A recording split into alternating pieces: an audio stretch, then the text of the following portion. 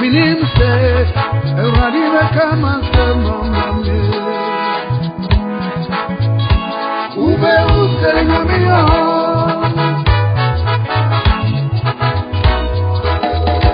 Ma Ube Dodo, Kende Kamate Mato. Notre pays a choisi deux langues comme langue nationale. L'évé et le kabylie. Et nous avons Académie de l'évé, Académie du kabylie. Mettons-nous ardemment à étudier ces deux langues-là. Tôt ou tard, l'une des deux langues l'emportera sur l'autre, pour que nous aussi, on ait une seule langue nationale. Parce que dans tous les pays développés, c'est une langue nationale qui permet d'avancer, de foncer et de se faire une place sous le soleil. Le Japon a choisi le japonais à telle enseigne que tous les techniciens de l'Occident qui s'en vont au Japon pour enseigner à l'université, eh bien, il faut qu'ils enseignent en japonais. Et vous savez comment le Japon a progressé. Même avant l'Amérique, le Japon était le porte-flambeau de l'humanité pour la technique. Par conséquent, revenant à notre propre pays, je vous demande de bien apprendre et l'évé et le kabylie. Mais sûr et certain que tôt ou tard, l'une des deux langues l'emportera et qu'on accepte cette langue qui l'emportera. En France, il y a eu, avec le contact avec le latin, les deux langues dialectes français.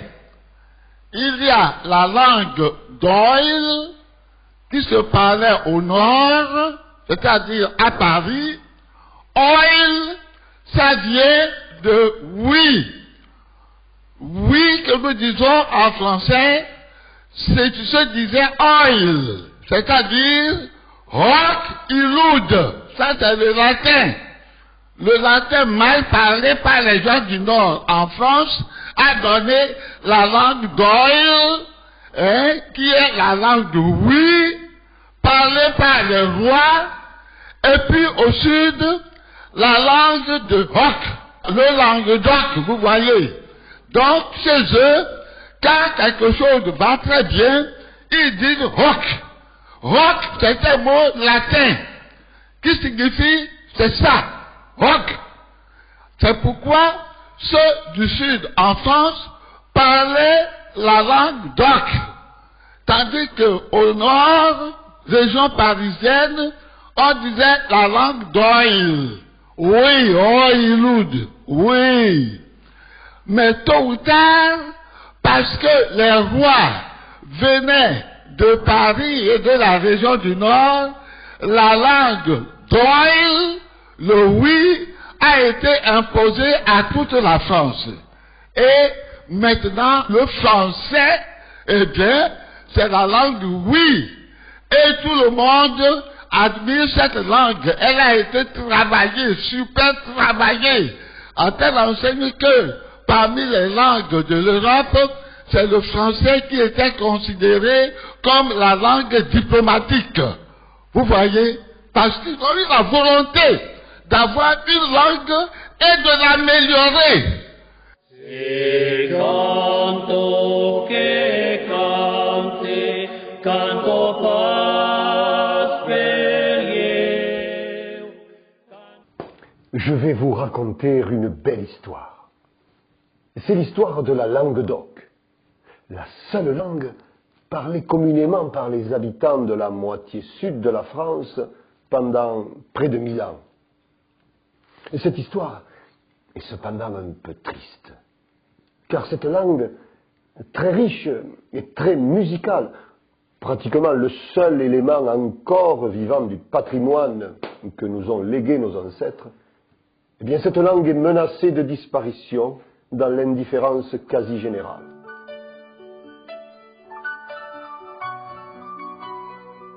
À l'époque où les Romains occupaient la Gaule, la langue latine, noble ou romaine, fut étendue à tout l'Empire. Le peuple, lui, parlait une langue romaine rustique, qualifiée parfois de vulgaire.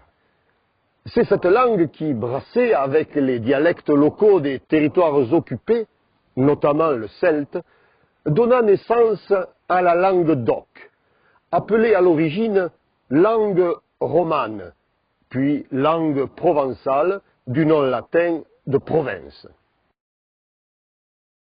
Les années et les siècles passèrent et on arriva ainsi au Haut Moyen-Âge sans changement notable.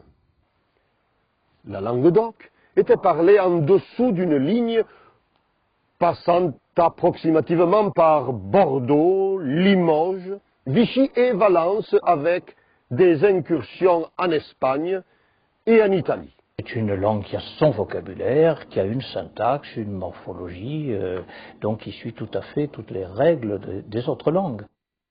Il y a un vocabulaire d'une richesse considérable.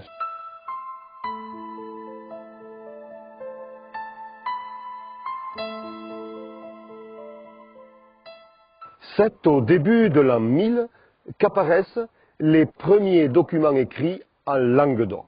Puis vint l'époque des troubadours et de la poésie courtoise qui dura 200 ans, du XIIe au XIVe siècle. Il s'exprimait en une forme plus élaborée de la langue d'oc que celle parlée par le peuple. Mais alors que les parlers locaux variaient d'une région à l'autre, comme c'est toujours le cas de nos jours, leur langue d'oc était identique, de quelque région qu'ils soient. Leur succès fut considérable et s'étendit à toute l'Europe. Des scribes, habitués à utiliser le latin, transcrivaient leurs œuvres, ce qui a donné naissance à une graphie, une écriture de la langue d'oc inspirée du latin. À la fin du XIIe siècle, l'ordre des moines chevaliers des Templiers s'installa en Europe, et en particulier sur le Larzac. Ils mirent en valeur la région et employèrent systématiquement la langue d'oc pour rédiger leurs actes officiels. Cette langue d'oc administrative se dégagea peu à peu du latin pour atteindre sa plénitude au milieu du XIIe siècle, avec un vocabulaire, des formules, une écriture et une graphie valables dans toutes les régions. Au début du XIIIe siècle se déroula la terrible croisade lancée par le pape et dirigée par Simon de Montfort contre les hérétiques, qu'on appela d'abord les Albigeois, puis les Cathares. Plusieurs villes, dont Béziers, furent mises à sac et leurs habitants massacrés. Cette croisade dura 20 ans.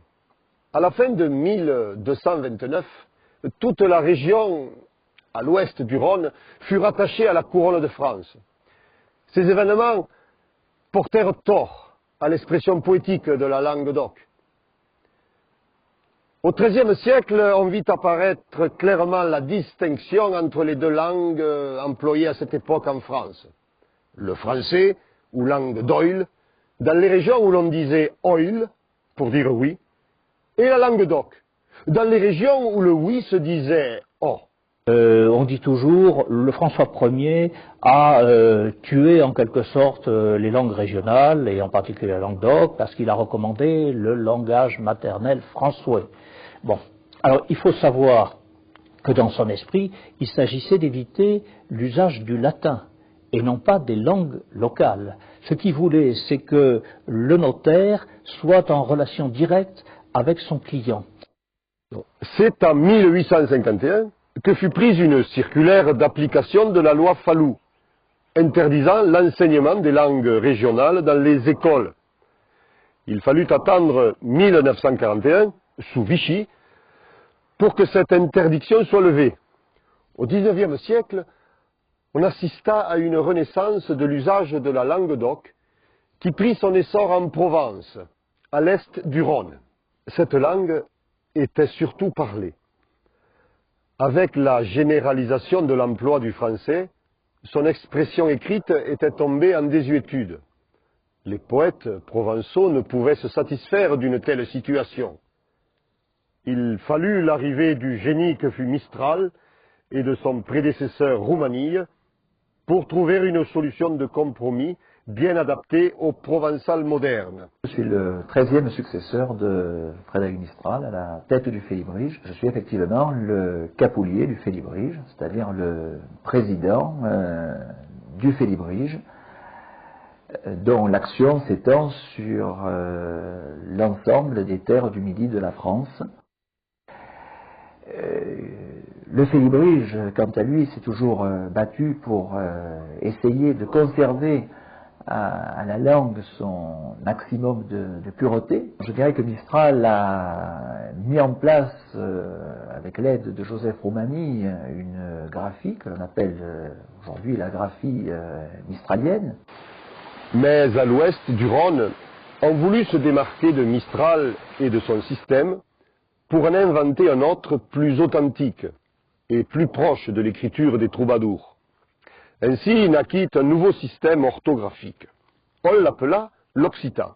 Ce nouveau système, complété par l'adoption d'un vocabulaire dit moyen ou normalisé, avait pour louable objectif de normaliser les divers dialectes composant la langue d'oc, sans pour autant imposer une harmonisation des parlers locaux. Peu à peu, toutes les régions l'ont adopté, ainsi que le système normalisé. Mais les Provençaux demeurent très attachés au système provençal de Mistral. Ils utilisent les deux systèmes. C'est en Italie, où l'on parle l'un des dialectes de la langue d'oc dans les vallées alpines, des avancées récentes devraient permettre de lui donner un statut officiel. En Espagne, où la décentralisation est plus poussée qu'en France, le catalan est devenu la langue officielle de la Catalogne, et l'aranais, véritable langue d'oc des habitants du Val d'Aran, est devenue la langue officielle de cette petite région espagnole.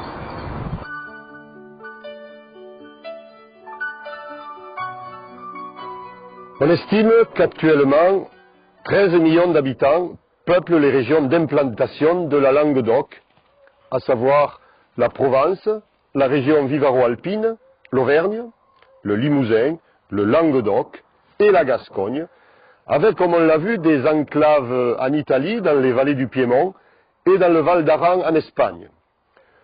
Sur ces 13 millions de personnes, environ 5 millions comprennent peu ou prou cette langue, et seulement 2 ou 3 millions la parlent, souvent d'ailleurs occasionnellement. Ce sont pour la plupart des personnes âgées. Au cours des dernières décennies, des dispositions législatives ont été prises pour autoriser timidement l'enseignement à l'école des langues régionales. Ainsi, des enseignants qualifiés enseignent l'occitan à tous les niveaux de l'enseignement public.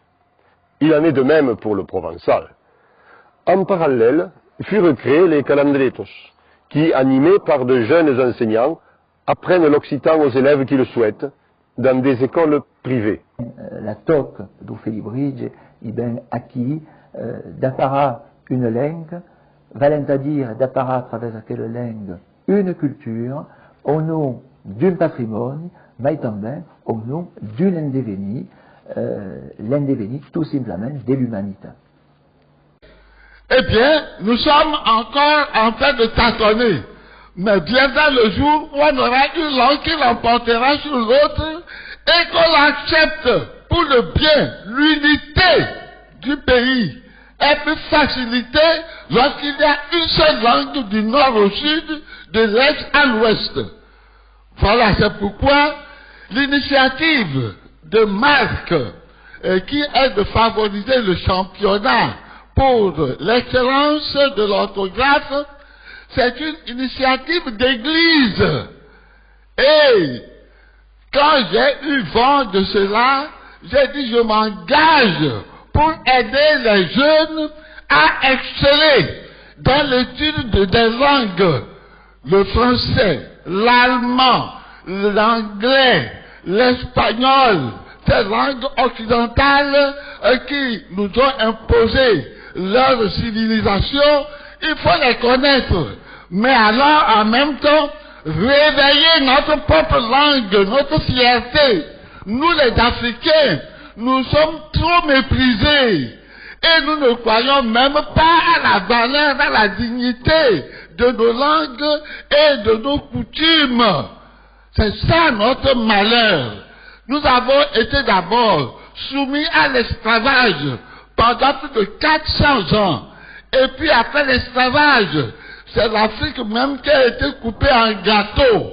Et les Occidentaux se sont imposés à nous, à telle enseigne que la colonisation nous a encore plus marqué que l'esclavage. À telle enseigne que, quand on trouve quelque chose de bon, on dit Yovo Toé, le coco. Ça n'existe pas en Europe. Mais on l'appelle ici Yovone. Ça n'existe pas chez eux. C'est notre propriété. Mais comme nous sommes habitués à attribuer tout ce qui est bon aux Blancs, il est temps que notre propre fierté nous aide à émerger. Et alors, actuellement, les Européens craignent l'Afrique. Ils ne craignent pas l'Afrique d'aujourd'hui, ils craignent l'Afrique de demain. Parce que l'Afrique est en train de se réveiller. Et ça les inquiète. C'est pourquoi ils multiplient des occasions pour nous dominer. Et ils viennent encore chez nous, nous exploiter. Pas plus tard qu'hier, j'ai trouvé un herboriste chrétien, qui connaît des plantes pour guérir les maladies mentales. Il est de Dacha. Vous savez, à Dacha, il y a toute une famille qui a reçu en héritage de Dieu un don. C'est-à-dire, tout ce qui est traumatisme. Quand vous avez les os cassés, accidents et autres, allez chez eux, ils vont vous guérir avec des herbes. Et quand ils commencent leur traitement, ils attrapent un poulet et ils lui cassent la jambe. Eh bien, au moment où on vous fait les médicaments, et que le poulet aussi, avec sa jambe cassée, se restaure et commence à marcher, vous aussi vous commencez à marcher. Vous imaginez? C'est des choses qui existent en Afrique.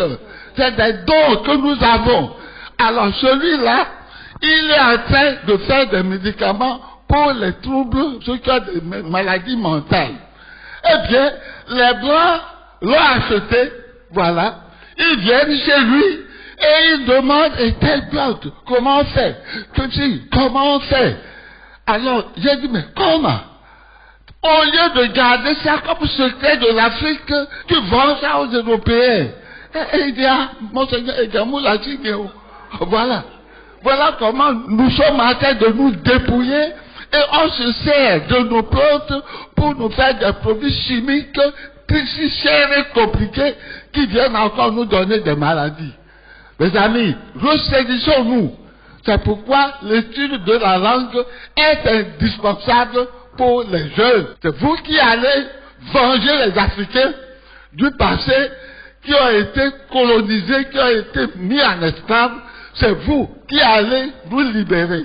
Mais le vrai libérateur de l'Afrique, c'est Jésus-Christ. Ce n'est pas les politiciens, c'est Jésus-Christ. C'est pourquoi, là où l'Église entre et s'intéresse, dites-vous, c'est là la vérité. C'est pourquoi je remercie Monseigneur l'archevêque qui a suivi mon exemple et nous sommes toujours avec vous. Si Dieu me donne encore quelques temps pour vivre, nous ferons une caravane jusqu'à l'intérieur du pays. Si ma santé me le permet, eh bien j'y serai jusqu'au bout pour le bien des choses. Voilà.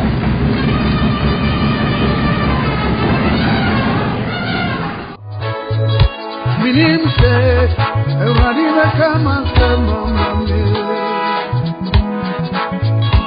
Ube usenga mio.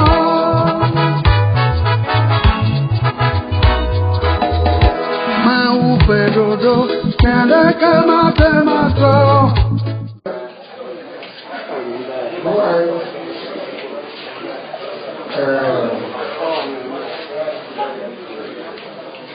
avons dit un certain nombre de choses. Nous sommes retenus depuis longtemps de répondre à tout ce que dit Monseigneur Boudreau, et Jean-Pierre Favre et de l'ANC. Nous nous sommes retenus par respect pour son âge et pour l'Église catholique dont il a été le premier responsable au Togo. Mais je crois qu'il prend ça pour de la faiblesse. Et nous voulons simplement, en lui répondant aujourd'hui, lui faire comprendre que ce n'est pas de la faiblesse, c'est juste pour remettre les choses, ou certaines choses, à l'endroit. Et pour lui dire qu'il ferait mieux d'aller se reposer. Et que certaines choses, certains propos qu'il tient ne sont pas dignes du rang qu'il a occupé. De dire que certains disent que le problème, c'est l'ANC.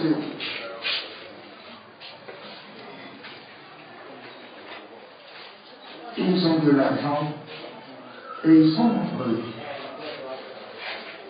C'est vrai ou c'est faux? Il a dit non. C'est une vidéo sur les réseaux sociaux. Est-ce qu'il est normal qu'il dise ça?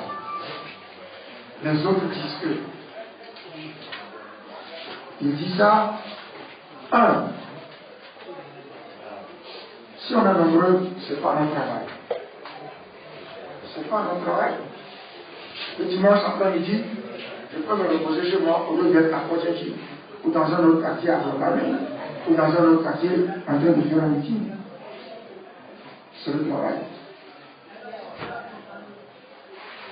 Si on a de l'argent, c'est les cotisations des députés. Les élections auxquelles nous avons participé pour avoir des députés, tous les autres y ont participé. On ne peut pas dire que nous avons participé à des élections auxquelles les autres n'ont pas participé et que nous avons de l'argent en raison de cela. Non. Nous n'avons pas été des députés nommés, comme il le dit, alors qu'il veut imposer un député nommé. Donc, ces choses, ça n'est pas dit, ils disent. Les gens disent, les autres disent que l'ANC, le problème c'est l'ANC, ils ont de l'argent et ils sont nombreux, ça ne peut pas être un problème. D'être nombreux et d'avoir de l'argent. Voilà.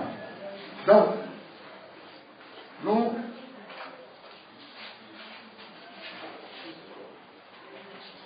sommes heureux de vous avoir rencontré. Vous avez posé des questions concernant la vie chère. La vie chère, la restriction des activités ou les entraves au libre exercice des activités des partis politiques. C'est vrai. Les entraves au libre exercice des activités des partis politiques. Vous avez appris ce qui est arrivé à la délégation de l'ANC dans les plateaux. Les préfets ont empêché les réunions d'avoir lieu. Pendant que le pouvoir prétend organiser des discussions avec l'opposition pour assainir le cadre électoral. Un cadre électoral assaini, pourquoi faire si les partis politiques ne peuvent pas exercer les activités politiques? Vous voyez, toutes ces choses, C'est pour ça que nous voulons être là pour leur dire. Et d'ailleurs, aujourd'hui, nous sommes libres d'agir comme nous le voulons. Et donc, ce que nous faisons, nous l'assumons complètement. Donc, merci. Milimse, Euradina kama sema mami. Ube usenyamia.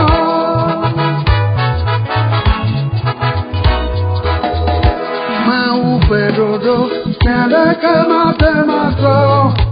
Oui, dit que c'est très clair. Je ne sais pas s'il y a un contentieux entre la DMK et moi.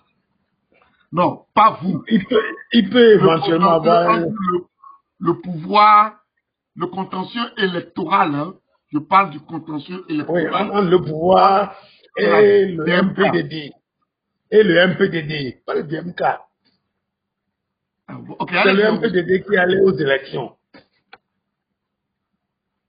C'est le parti politique de Monsignor de Gabriel Agbomé, c'est ça Agbomé, qui est allé à l'élection présidentielle.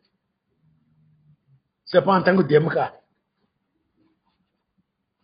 Donc, je vais vous dire, nous sommes organisés nous aussi pour avoir les résultats. Indépendamment des partis politiques, des leaders politiques, des états-majors des partis politiques, nous avions organisé nous-mêmes notre quartier général avec d'autres personnes qui n'étaient pas des politiques. Nous avions donc mis en place l'état-major avec des tas d'ordinateurs et nous avions des relais sur le terrain. Et nous avions les résultats qui nous arrivaient au fur et à mesure du dépouillement. Mais au téléphone, je dis bien au téléphone, vers 23 heures, nous avions suffisamment de résultats pour dire qui était en avance. Parce que le reste des résultats que nous n'avions pas encore, quels que soient ces résultats-là, ça ne pouvait pas changer ce qu'on nous a communiqué par téléphone. Donc nous avons dit à ce moment-là, on laisse tout tomber, on s'en va, parce que nous connaissions déjà les résultats. Et à ce moment-là, les résultats qui nous avaient été communiqués par téléphone mettaient Agbomé Kodjo en avance.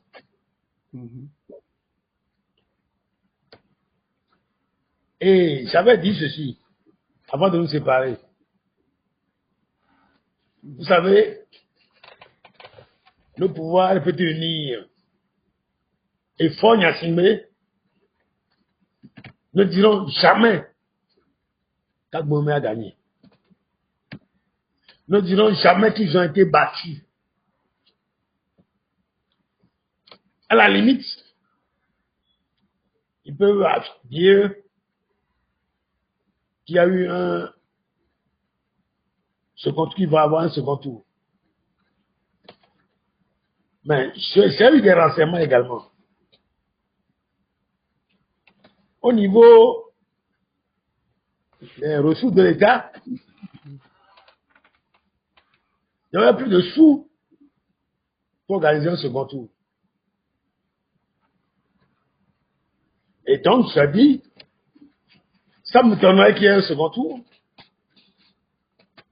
mais ça me donnerait également que le pouvoir EPT et Faure Gnassingbé disent qu'Agbomé a gagné. Alors vous connaissez le reste. Nous avions fait un communiqué Pas pour dire que Fognassi, que Agbomé a gagné. Il y a eu plusieurs communiqués. De la DI, communiqué de l'ANC. Vous avez également fait un communiqué. Pas moi, on dit moi, non, pas moi. J'ai eu à signer le communiqué. Mais c'est un nom d'un groupe. Pourquoi on dit que c'est la Jamon qui a dit ceci? Est-ce que les gens ne savent pas ce qu'on appelle le collectif?